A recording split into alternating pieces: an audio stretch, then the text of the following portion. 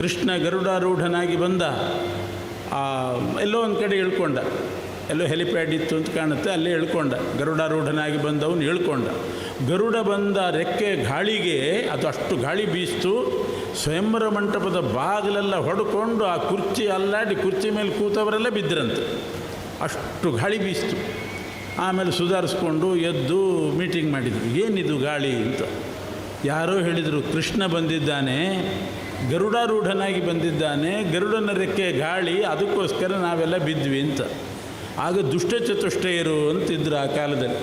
4 ಮಂದಿ ದುಷ್ಟಚತುಷ್ಟಯ ಅಂತ ಒಂದು ಗ್ರೂಪ್ ಇತ್ತು ಅವ್ರದ್ದು. ಶಿಶುಪಾಲ, ದಂತವಕ್ರ, ಇವನು ಸಾಲ್ವ ದೇಶದ ರಾಜ, ಜರಾಸಂಧ, ಅವರೆಲ್ಲ ಸೇರಿ ಒಂದು ಮೀಟಿಂಗ್ ಮಾಡಿದರು.